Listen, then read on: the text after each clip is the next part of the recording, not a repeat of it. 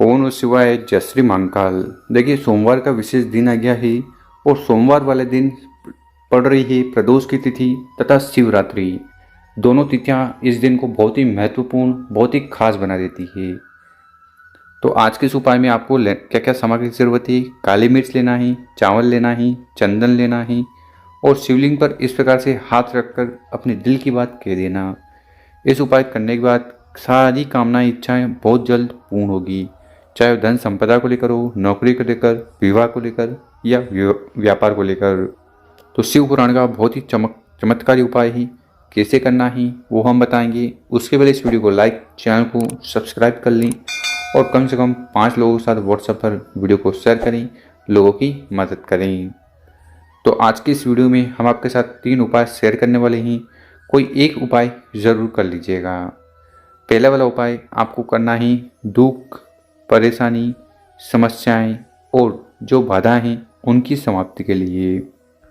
तो सबसे पहले आपको ले लेना है चंदन। कितना चंदन? 1 चम्मच लाल चंदन लेना है। इसी के साथ आपको लेने हैं काली मिर्च। कितने दाने लेने हैं? तो काली मिर्च का एक पूरा आखा दाना लेना, जो कहीं से खंडित टूटा फूटा ना हो। इसी के साथ ज़रूरत है चावल के दाने की। ठीक है, तो 1 अक्षत का दाना पूर्ण रूप से ले लीजिएगा। और आखिरी में जो सामग्री है वो है जल का लोटा। तो तांबे का लोटा लेकर उसमें अपने घर से, किचन से शुद्ध जल भर लेना है। जल भर लिया, उसके बाद आगे जो भी सामग्री बताई है, जैसे कि काली मिर्च, चंदन और चावल, उन तीनों सामग्री को एक एक कर इस जल के लोटे में सम्मिलित कर लेना। फिर मात्र जल का लोटा लेकर आपको अपने नज़दीक के शिव मंदिर चले जाना है और वहाँ पर पहुँचकर जो भी पूजन पाठ पहले करनी है वो कर लीजिएगा। उसके बाद तांबे के लोटे को उठाना है और थोड़ा जल समर्पित करना है गणेश जी के स्थान पर ओम गणेशाय नमः का स्मरण करते हुए। उसके बाद थोड़ा जल आपको समर्पित करना है माता अशोक सुंदरी वाली जगह पर। दोनों जलाधारी के बीच में मोटी सी लाइन है ना, यहाँ पर। फिर जल के लोटे को उठाना है भगवान कार्तिक जी के स्थान जो है यहाँ पर थोड़ा जल समर्पित करना है। फिर थोड़ा जल समर्पित करना है आपको माता के हस्त कमल पर और आखिरी में पूरा जल शिवलिंग के ऊपर चढ़ा देना। ओम नमः शिवाय, श्री शनास्तुभ्यम मंत्रों का स्मरण करते हुए। तो इस प्रकार से आपको 5 जगह जल चढ़ाना है। उसके बाद शिवलिंग के पास बैठकर भगवान भोलेनाथ उनकी परिवार से प्रार्थना निवेदन करना है कि आपके जीवन में जो भी समस्याएं, बाधाएं, दुविधाएं, चिंताएं हैं उन्हें जल्द से जल्द समाप्त करें। तो शिव पुराण का पहला वाला अचूक उपाय ही जरूर कर लीजिएगा। अब जानते हैं दूसरा वाला उपाय। देखिए, शिव पुराण के दूसरे वाला उपाय करने से आपकी जो भी इच्छाएं हैं, कामना हैं, जो किसी कारणवश पूर्ण नहीं हो रही है, उसके लिए आपने 16 सोमवार कर लिए, प्रदोष के जो व्रत हैं वो कर लिए, पशुपतिनाथ व्रत कर लिए। ठीक है, फिर भी अगर भगवान भोलेनाथ आपकी नहीं सुन पा रहे हैं, ठीक है, तो ये उपाय आपको ज़रूर कर लेना है। तो इस वाले उपाय के लिए जो आपको सामग्री की ज़रूरत है वो देख लीजिए। आपको मात्र एक बेलपत्र लेना है जो स्वस्थ, कहीं से टूटा फूटा ना हो। इसी के साथ आपको ज़रूरत है शहद की। कितना शहद लेना है? तो मात्र आपको 1 चम्मच शहद ले लेना है। छोटी जो टीस्पून आती है ना, उतना शहद। और आखिरी में जो सामग्री है वो है लोटा। तो इस वाले उपाय में आपको तांबे का लोटा लेना है और जल को आपको अपने घर से भरना है। देखिए, अगर आप अपने घर से जल नहीं ले जा पा रहे हैं तो आप शिव मंदिर से भी जल ले सकते हो। पर हाँ, मंदिर से जब भी जल लो तो आपको दान पात्र में कुछ न कुछ दान जरूर करना है। 1 रुपया, 2 रुपया, 5, 10 जितना बन पाए। फिर इन बताई गई सभी सामग्री को लेकर नज़दीक के मंदिर चले जाना। पूजन पाठ करनी है वो कर लीजिएगा। फिर आपका चेहरा उत्तर दिशा की तरफ होना चाहिए।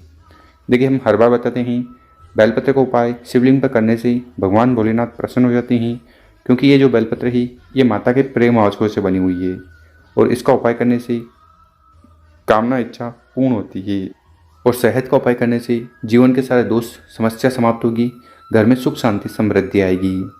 तो आपको इस वाले उपाय में करना क्या है? उस तांबे के लोटे को उठाना है और धीरे धीरे कर पूरा जल शिवलिंग के ऊपर समर्पित कर देना। जल समर्पित कर दिया, उसके बाद क्या करिएगा, हमने आपको जो शहद बताया है, ठीक है, उस शहद को आपको बेलपत्र की जो बड़ी पत्ती है, जो शिव जी का रूप है, उस पर लगाना है। कौन सी साइड? चिकनी साइड आपको शहद लगा देना है। ठीक। उसके बाद उस बेलपत्र को उठाना है, आपकी जो भी दिल की कामना है, इच्छा है, उसका स्मरण करते हुए बेलपत्र को शिवलिंग पर समर्पित कर देना। यहाँ पर कैसे समर्पित करोगे? तो डंडी होगी जलाधिक की तरफ, बड़ी बत्ती आपकी तरफ, शहद लगा है वो शिवलिंग से स्पर्श हो।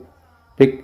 उसके बाद अपने सीधे वाला हाथ उठाना है, बेलपत्र के ऊपर रखना है और आपको भगवान भोलेनाथ से ये बोलना है कि हे भोलेनाथ, हे शिव शंभु, हे त्रिकालदर्शी, हे अविनाशी, मैंने हर प्रकार से व्रत कर लिए, उपाय कर लिए, फिर भी मेरी जो कामना है, इच्छा है, वो किसी कारणवश पूर्ण नहीं हो पा रही है।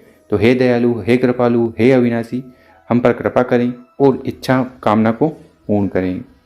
तो ऐसी विशेष निवेदन प्रार्थना आपको शिव मंदिर में शिवलिंग के पास बैठकर कर लेनी है और आपका जो हाथ है वो शिवलिंग के ऊपर इस प्रकार से होना चाहिए।